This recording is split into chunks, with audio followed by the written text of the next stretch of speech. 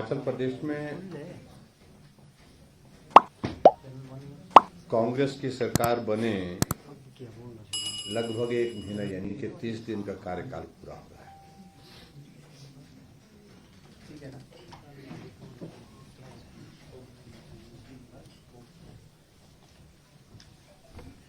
और अगर हम 30 दिन के सरकार के कार्यकाल का आकलन करें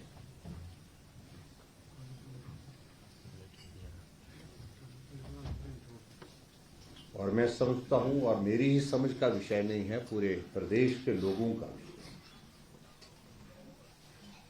कि एक तरह के एक मेस क्रिएट कर दिया गया है। एक तरह का इस प्रकार से हर तरह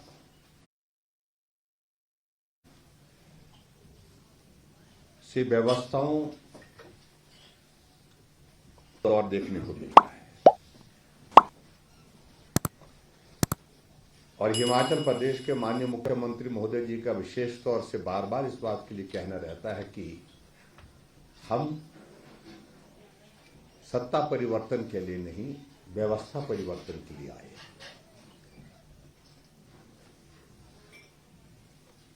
और व्यवस्था परिवर्तन से अभिप्राय क्या है, इस बात को लेकर के अभी तक कोई समझ नहीं पाया है किस प्रकार की व्यवस्था परिवर्तन वो करना चाहते हैं। हिमाचल प्रदेश में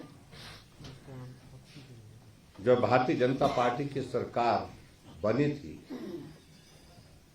हमने एक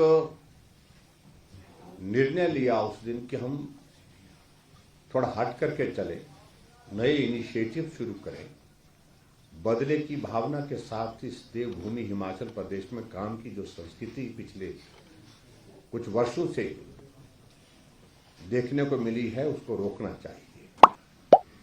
और हमने पूरे 5 वर्ष के कार्यकाल में प्रतिशोध की भावना से, बदले की भावना से कोई भी कार्य नहीं किया। जो पहले दिन कहा था, अंतिम दिन तक उस पर अक्षरशः उस पर पालन किया।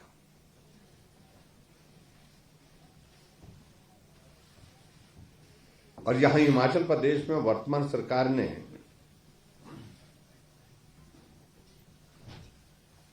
सत्ता में आते ही आनंद फानन में, अभी मंत्रिमंडल का गठन हुआ नहीं था, और यह भी हिमाचल प्रदेश के इतिहास में पहली बार देखने को मिला जहां मुख्यमंत्री के साथ उप मुख्यमंत्री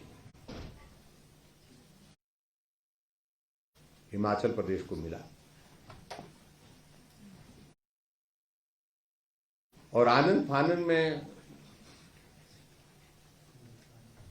एक दौर शुरू हुआ डिनोटिफिकेशंस का, जो दौर अभी तक भी नहीं थमा है।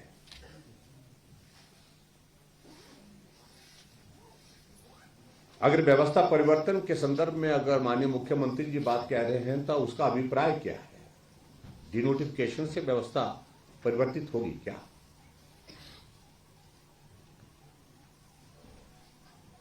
किसी भी सरकार को 5 साल का मैंडेट होता है, 5 साल का कार्यकाल होता है।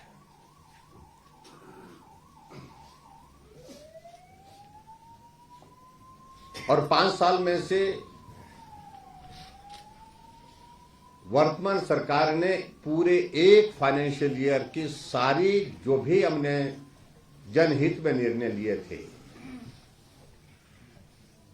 उन निर्णयों को रिव्यू करने के साथ साथ में जो संस्थान खोले थे उनको डिनोटिफाई करने की प्रक्रिया की,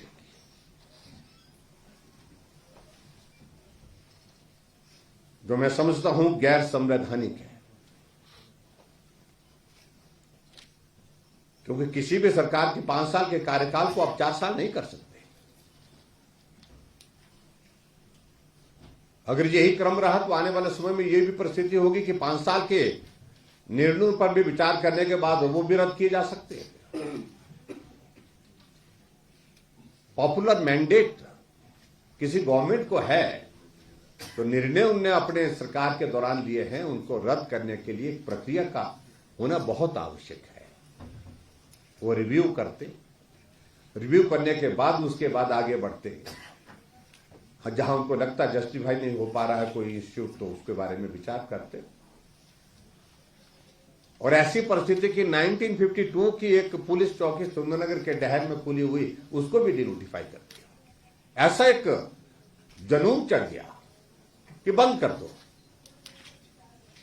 और हिमाचल के इतिहास में इस बात को आप लोगों ने देखा होगा कि साथ में इंडस्ट्री बंद, यानी कि सीमेंट इंडस्ट्री बंद हो गई,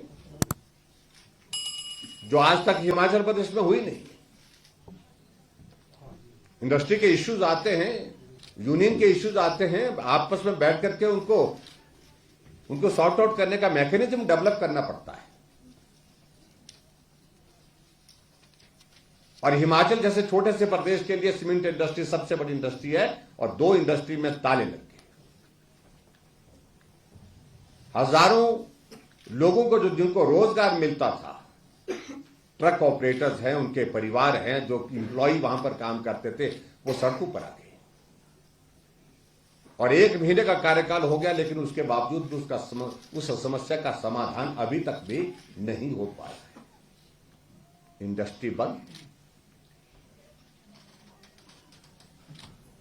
पीएससी में डॉक्टर बैठे, सीएससी में डॉक्टर बैठे हैं, सिविल हॉस्पिटल में डॉक्टर बैठे हैं, डॉक्टर पेशेंट का ट्रीटमेंट कर रहे 6-6 महीने से, लेकिन उसके बाद डिनोटिफाई करके ताला लगा दिया।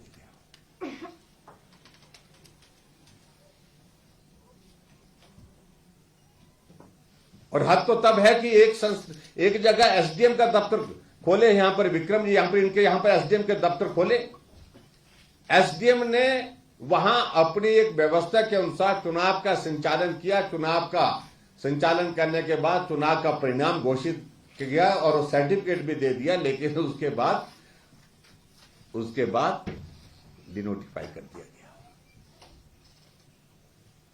एक्शन पीडब्ल्यूडी का बैठा हुआ, आईपीएस का बैठा हुआ, इलेक्शन बोर्ड का बैठा हुआ 6-6 महीने से काम कर रहे हैं, 7-7 महीने से काम कर रहे हैं, लेकिन उसके बावजूद अब ताला लगा दी गया। तहसीलदार 6-6 महीने से बैठे हुए, तहसीलें बंद कर दी, सब तहसीलें बंद कर दी। एक तरह की अनार्की जिसको बोलते हैं कि पूरे समाज में इस प्रकार से फैल गई, और परिणाम उसका देखा होगा आप लोगों ने। 1 सप्ताह की सरकार बनने के बाद लोग सड़कों पर आ गए। क्या आज तक के इतिहास में हिमाचल प्रदेश में कहीं देखने को नहीं मिला? क्या यही व्यवस्था परिवर्तन है? प्रश्न ये खड़ा होता है।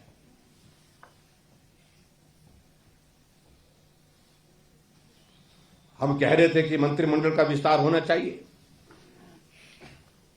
कर नहीं पा रहे थे। दिल्ली कई बार गए, कई बार आना हुआ, कई बार जाना हुआ, लेकिन समाधान नहीं हुआ। लेकिन विचित्र परिस्थिति, शाम को मुख्यमंत्री कहते हैं कि अभी क्या चल रहा है, क्या कौन सा मुहूर्त चल रहा है, क्या बोला, राहु काल चल रहा है। और राहु काल चल रहा है, लेकिन सुबह राहु काल में ही शब्द ग्रहण का इन्विटेशन आ गया।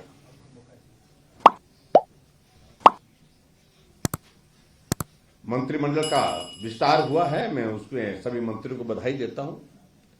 लेकिन मेरा यह मानना है कि हिमाचल प्रदेश में जो मंत्रिमंडल का वर्तमान में जो गठन हुआ है, वो उसमें बहुत बड़ा असंतुलन है, क्षेत्रीय असंतुलन है, और उसके साथ साथ में और भी जातीय असंतुलन इसमें है।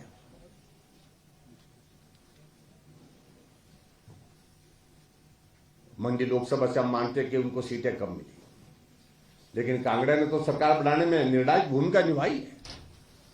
और कांगड़ा 15 विधानसभा क्षेत्र में एक मंत्री दिया, एकमात्र मंत्री, और पार्लियामेंट्री कॉन्स्टिट्यूंसी में एक एडिशन करे तो एक स्पीकर है।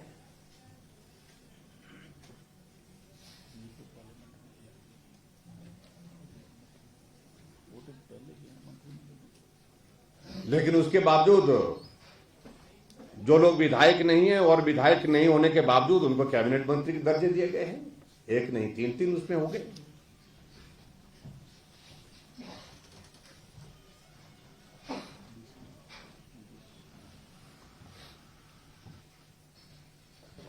लेकिन साथ साथ में मंत्रिमंडल के विस्तार से साथ साथ में एक चीज बड़ी ध्यान में आई कि हिमाचल प्रदेश में एक साथ एक मुश्त 6 चीफ पार्लियामेंट्री सेक्रेटरी बना गया, मुख्य संसदीय सचिव बना दिए गए और 6 पार्लियामेंट्री सेक्रेटरी बनाए गए।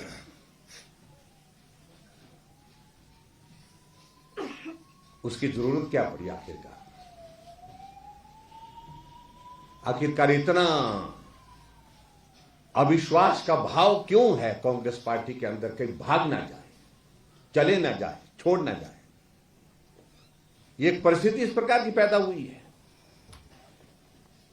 और उसका परिणाम यह है। और एक तरफ कहा जा रहा है कि हम व्यवस्था परिवर्तन में हिमाचल प्रदेश में रिसोर्सेज जनरेट करने की बात कर रहे हैं, कम खर्चा करेंगे। ये जो 6 मुख्य संसदीय सचिव बनाए, जिनको मंत्री के बराबर की सुविधाएं लगभग होंगी, क्या उस पर कोई खर्चा नहीं होगा? गाड़ियां चलेंगी, दफ्तर होगा, सारा प्रोटोकॉल जो है वो मंत्री के बराबर के लगभग होता है।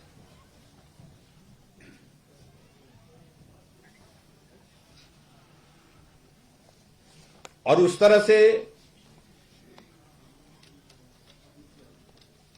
तो सीपीएस के संदर्भ में मैं इतना जरूर कहना चाहता हूं कि पहले भी इन्होंने 9 सीपीएस बनाए थे, शायद मेरे ख्याल में 2013 में बनाए थे।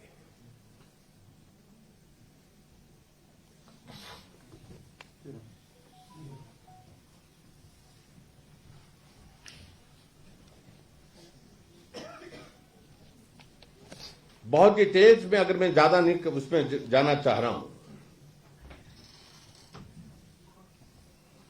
असम गवर्नमेंट ने एक एक्ट बनाया था सीपीएस और पीएस के लिए, parliamentary secretary and chief parliamentary secretary के लिए,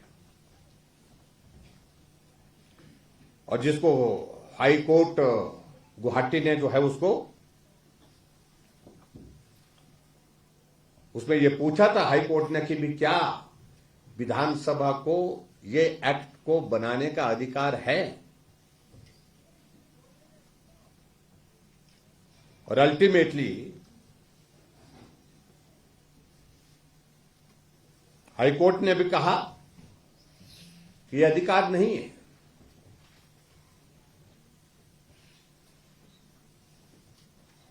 और उसके बाद मामला सुप्रीम कोर्ट तक गया और सुप्रीम कोर्ट में जो article 164(1)(a) constitution amendment of जो कॉन्स्टिट्यूशन अमेंडमेंट के इसमें जो उन्होंने जो बात कही है, उन्होंने कहा है, सुप्रीम कोर्ट ने कहा कि ये बेसिक जो स्पिरिट है जो 164(1)(a) के इस स्पिरिट के अगेंस्ट है, जहां मंत्रिमंडल की संख्या सीमित की गई है, निर्धारित की गई है, उस स्पिरिट के अगेंस्ट जाता है। और ये स्ट्राइक डाउन हुआ है। सुप्रीम कोर्ट ने हाई कोर्ट के उस निर्णय को जो है वो यथावत रखते हुए स्ट्राइक डाउन किया गया।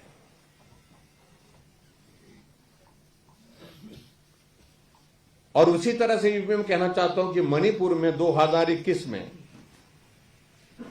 फिर वो भी सुप्रीम कोर्ट में गए थे और मणिपुर ने कहा था कि जो हमने जो सीपीएस बनाए हैं उनको यथावत स्थिति में रहने दिया जाए।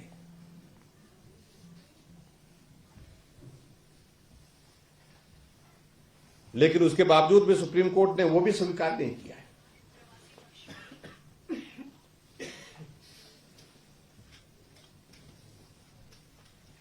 और मणिपुर की गवर्नमेंट इसी बात को लेकर के गई थी कि विधानसभा को अधिकार है किसी एक्ट को बनाने का, लेकिन उसके बावजूद सुप्रीम कोर्ट ने उसको भी स्ट्राइक डाउन किया।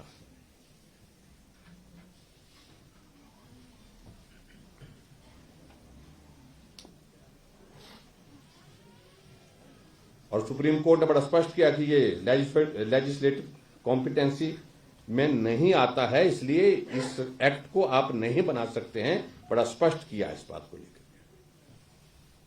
और उसी तरह से दिल्ली स्टेट में 21 सीपीएस बनाए थे, पीएस और सीपीएस बनाए थे, लेकिन हाई कोर्ट ने उस सारी चीज को भी कहा कि ये नहीं किया जा सकता है। इस बात को स्पष्ट करने से पहले, जब जजमेंट रिजर्व थी, उससे पहले ही दिल्ली गवर्नमेंट ने सारे के सारे जो है वो जो सीपीएस और पीएस थे, चीफ पार्लियामेंट्री सेक्रेटरी और पार्लियामेंट्री सेक्रेटरी जो है उनको विड्रॉ कर दिया था, उनको वापस ले दिया। लेकिन उसके बावजूद बड़ी हिम्मत के साथ यहां हिमाचल प्रदेश सरकार ने निर्णय किया कि हम हिमाचल प्रदेश में बनाएंगे सीपीएस, और सीपीएस बनाए, और सीपीएस बनाने की संख्या भी उनने बहुत बड़ी संख्या 6 लोगों को एक साथ बनाया है।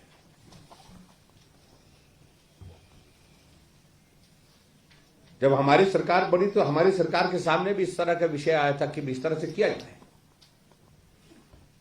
लेकिन हमने एथिकली इस बात को स्वीकार किया। जब कोर्ट ने स्ट्राइक डाउन कर दिया, सुप्रीम कोर्ट तक, हाई कोर्ट ने अलग अलग जजमेंट इसके अगेंस्ट दे दी है, तो हमको इस सारे मामले को लेकर के आगे नहीं बढ़ना चाहिए,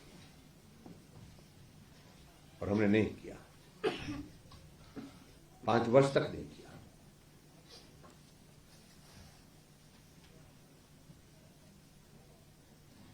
इसलिए एक बात बड़ी साफ होती है कि वर्तमान सरकार को प्रदेश के भले के लिए, प्रदेश हित में कुछ काम करना है, ऐसी मंशा ही नहीं है।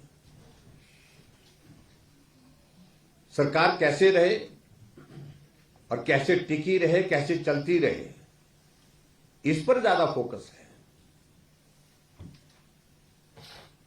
और जहां इस तरह से कह रहे हैं, बार बार कह रहे हैं कि हम संसाधन कम से कम खर्च करेंगे, ये दुर्भाग्यपूर्ण परिस्थिति है हिमाचल जैसे छोटे प्रदेश के लिए, जहां मुख्यमंत्री के बराबर का एक उप मुख्यमंत्री है, जो अपने आप को मुख्यमंत्री से कम नहीं मानते, अपने आप उनसे ज्यादा मानते हैं।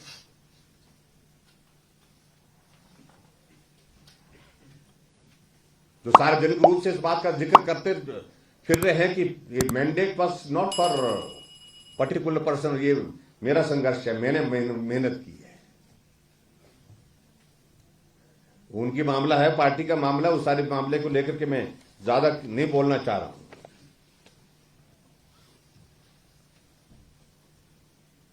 लेकिन मैं इतना जरूर कहना चाह रहा हूं कि जिस प्रकार की परिस्थिति वर्तमान सरकार की है, वो चारों तरफा एक हास्यास्पद परिस्थिति बन गई है।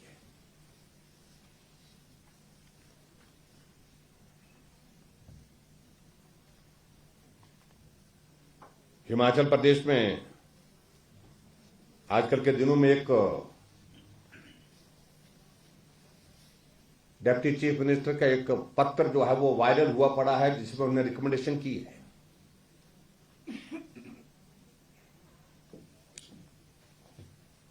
और जिसमें इन्होंने कहा कि मेरे जिम्मे आप लोगों ने संघर्ष के लिए जिम्मा लगाया था भारतीय जनता पार्टी की सरकार के खिलाफ, मैंने उसको पूरा किया। और जिसमें उन्होंने इस बात का भी जिक्र किया कि हिमाचल प्रदेश में यह जनादेश एक व्यक्ति विशेष के लिए नहीं है, ये ज्वाइंट लीडरशिप में चुनाव लड़ा गया था।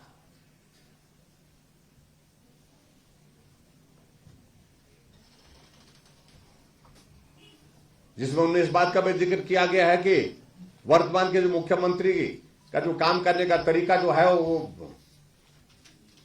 बहुत चिंता का विषय है। अपने मुख्यमंत्री पर उन्होंने प्रश्न खड़ा किया है। जिन लोगों ने पार्टी के लिए कंट्रीब्यूट किया है, पार्टी के लिए योगदान दिया है, उन लोगों को नजरअंदाज किया जा रहा है। इसलिए मैं 3 नामों की संस्तुति करता हूं। 3 नाम उसमें लिख करके उन्होंने भेजे कि इन 3 लोगों को, 3 विधायकों को हिमाचल प्रदेश मंत्रिमंडल में शामिल किया जाए। 1 महीने के कार्यकाल में यह परिस्थिति आ गई कि उप मुख्यमंत्री के खिलाफ पार्टी के राष्ट्रीय अध्यक्ष जी को लिख रहा है।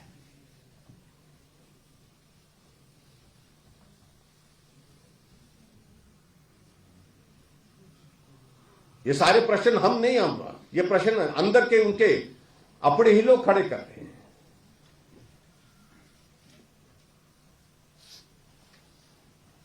और उन्होंने इस बात को भी जिक्र किया है कि उस पत्र में कि जो वर्तमान जो परिस्थिति हिमाचल प्रदेश में है, वो उसको देखते हुए मुझे दुख है।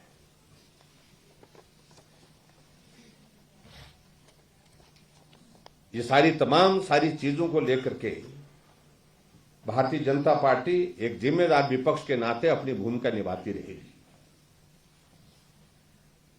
एक तरफ से मंत्रिमंडल का विस्तार, मंत्रिमंडल के विस्तार के साथ 6 सीपीएस और 3 कैबिनेट स्तर के और अपने दफ्तर में अपने लोग लगाए हैं।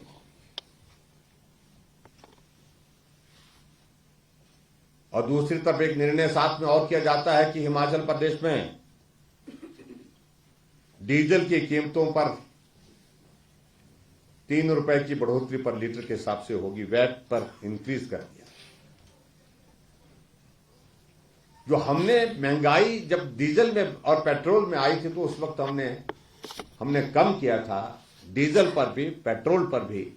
और ये परिस्थिति थी, शायद मैं कल लगता है कि पूरे देश भर में एक आध स्टेट को छोड़ करके हिमाचल एक ऐसा प्रदेश बन गया था जहां सबसे कम दरों पर डीजल उपलब्ध हो पा रहा था। हम इस बात को समझते हैं कि आखिरकार मंत्रिमंडल का एक्सपेंशन हुआ है, सीपीएस इतने सारे बनाए गए हैं, मंत्रिमंडल के अतिरिक्त जो है कैबिनेट दर्जे के साथ और बहुत सारे लोग हिमाचल प्रदेश में सरकार में हैं और अभी आने वाले समय में और होने वाले हैं। उनका खर्चा चलाने के लिए कोई जरिया ढूंढना पड़ेगा। लेकिन डीजल की कीमतें बढ़ा करके गरीब लोगों से आपने इस प्रकार से जो ये बोझ डाल करके उनके लिए जीवन और भी कठिन कर दिया। डीजल का मतलब, डीजल में इंक्रीज का मतलब है कि सब चीजों पर महंगाई होगी, सारी चीजों पर महंगाई होगी। और हिमाचल एक ऐसा प्रदेश है जहां पर सड़क मार्ग से ही एकमात्र एक माध्यम है ट्रांसपोर्टेशन का। चाहे हिमाचल कोई प्रोडक्ट तैयार करके बेचता है तो भी वही है ट्रांसपोर्टेशन का माध्यम। और उसके साथ साथ कोई अगर हिमाचल प्रदेश में हमने कोई चीज लानी है, खरीद करके लानी है, लेनी है, मार्केट से लेनी है, तो ट्रांसपोर्टेशन का माध्यम मात्र एक है और वो है सड़क मार्ग। इसके कारण गरीब लोगों के ऊपर बहुत बहुत बड़ा बोझ पड़ेगा। शायद इस बात को मुख्यमंत्री जी और हिमाचल प्रदेश सरकार जो है वो समझ नहीं पा रहे। ये तमाम सारी चीजों को लेकर के मुझे सिर्फ इतना ही कहना है, मित्रों, हम नहीं चाहते थे कि हम अभी बोले और हम ये भी नहीं चाहते थे कि इस प्रकार के माहौल खड़ा हो, लेकिन परिस्थितियां इस प्रकार की खड़ी कर दी। और ये हिमाचल प्रदेश में हमें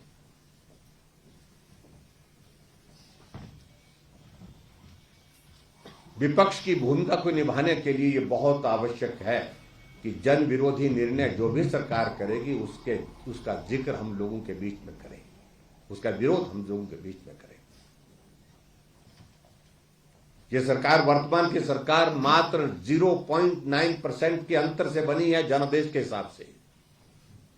नंबर ऑफ सीट्स भले ही ज्यादा हो सकती है, लेकिन उसके बावजूद वोट शेयर के हिसाब से मामूली अंतर और आज तक के इतिहास के सबसे कम अंतर से बनी सरकार है ये। इसलिए जनादेश जितना उनके पास है, लगभग हमारे पास भी उतना ही है। इस बात को उनको स्वीकार करना होगा। इसलिए इस प्रकार के जन विरोधी निर्णयों को लेकर के भारतीय जनता पार्टी ने तय किया है कि हम अपना पक्ष रखेंगे, लोगों के सामने विरोध करेंगे, विधानसभा के अंदर भी, विधानसभा के बाहर भी। और विधानसभा का 3 दिन का सत्र समाप्त हुआ और हिमाचल प्रदेश में हम लंबे समय से हिमाचल प्रदेश की विधानसभा के अंदर हैं, लेकिन हमने कभी नहीं ऐसी परिस्थिति देखी कि विधानसभा का पहला दिन और पहले दिन ही विपक्ष को सदन से वॉकआउट करने की नौबत आ जाए। उस दिन तो शब्द होती है, और वहां पर भी धर्मशाला में एक नहीं अनेक चीजों को लेकर के व्यवस्थाओं में जो अव्यवस्था थी वो देखने को मिली है, चाहे वो विधानसभा के अंदर दर्शक दीर्घा में, चाहे वो वीआईपी गैलरी में बैठे हुए लोग जो है हाउस के अंदर मोबाइल लेकर के वीडियो बना रहे थे। ऐसी सारी चीजों को लेकर के वो जिक्र हमने वहीं पर कर दिए हैं। उसके संदर्भ में मैं ज्यादा नहीं कहना चाहता हूं। नई सरकार बनी है, हमने कहा कि हिमाचल प्रदेश में सरकार बनी है, हमारी उससे शुभकामनाएं। हमने ये भी कहा है कि हिमाचल प्रदेश में सरकार अगर जनहित में कोई निर्णय लेगी तो हमारा सहयोग होगा, लेकिन साथ में ये भी बात कही है हमने कि अगर जनहित में अगर कोई निर्णय नहीं होगा तो हम विपक्ष की भूमिका बहुत दमदार तरीके से निभाएंगे। मित्रों, मुझे इतना ही कहना था। बहुत बहुत धन्यवाद।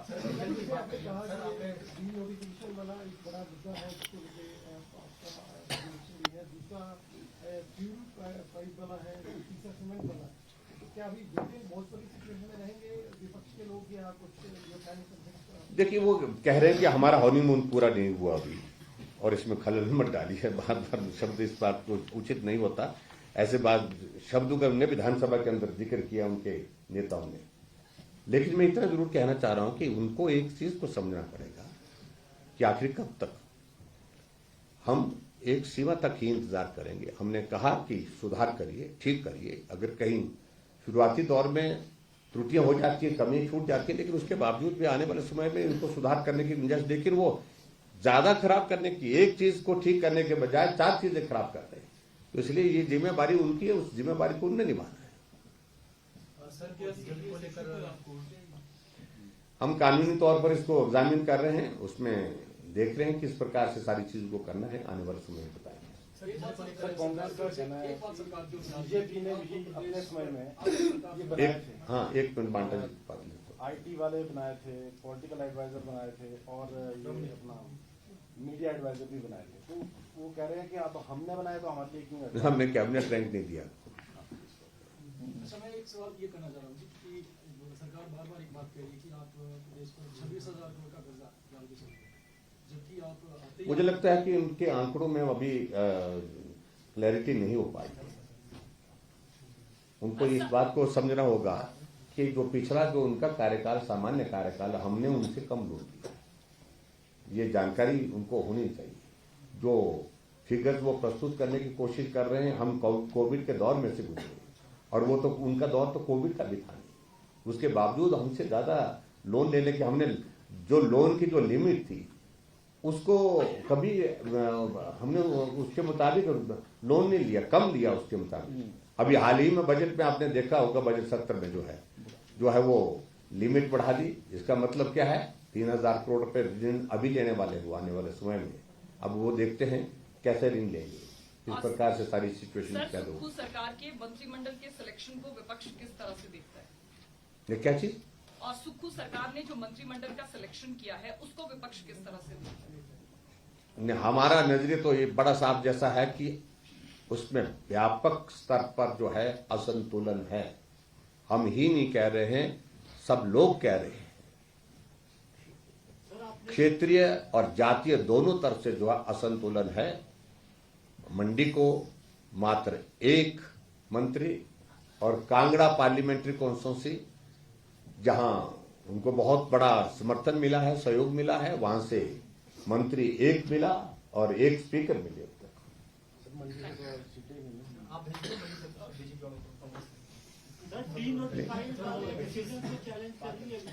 हाँ जी, इन सारी चीजों को लेकर के हम लीगली एग्जामिन कर रहे हैं, और सारे कुछ मामलों को लेकर के कोर्ट में गए। सर, शीतकालीन सत्र के वॉकआउट का आप जिक्र कर रहे थे। सीपीएस सुंदर सिंह ठाकुर कह रहे थे अभी विधायकों की शपथ हुई नहीं थी, परंतु जिस तरह से विपक्ष नारेबाजी कर रहा था, उनको संविधान के अच्छे जानकारों से जानकारी लेकर सदन में आना चाहिए। उनको ये होना चाहिए। देखिए ऐसे है ना, वो ऐसे मैं सदस्य के नाते सम्मान करता हूँ, लेकिन मैं बड़ा विनम्रता से कहना चाहता हूँ कि हिमाचल प्रदेश के इतिहास में ये भी पहली बार हुआ, कैबिनेट के निर्णय को विधायकों की कमेटी रिव्यू कर रही है और रिपोर्ट कर रही है बिना शब्द लिए। और कैबिनेट के निर्णय को रिव्यू करने की ताकत जो है वो कैबिनेट में ही होती है। रद्द करने की, बदलने की अगर ताकत होती है वो कैबिनेट पे ही होती है। कैबिनेट बनी नहीं, सारे 1 साल के कैबिनेट के हमारे निर्णय रद्द करने लग पड़े। तो ये परिस्थिति आज से पहले कभी देखने को नहीं मिली। आप धक्के से थोड़े वक्त के लिए चला सकता है, मैं आपको बता रहा हूं कि ये लंबे समय तक ये सारी व्यवस्थाएं इस प्रकार से अस्त व्यस्त होकर के नहीं चल सकती। और सर जिस तरह से सरकार ने ये की बात चल रही है सर, मिशन लोटस की बात चल रही है, भाजपा इस मूड में है कि नहीं है? नहीं, हम कतई मूड में नहीं है, बिल्कुल हम अपनी भूमिका में हैं, लेकिन अपनी परिस्थितियां ऐसी कर दें कि अगर हमको कुछ करना पड़े तो उस वक्त सोचेंगे। और सर जो ये सीपीएस की नियुक्ति की गई है, आप इसको ऑफिस ऑफ प्रॉफिट का मामला मानते हैं क्या?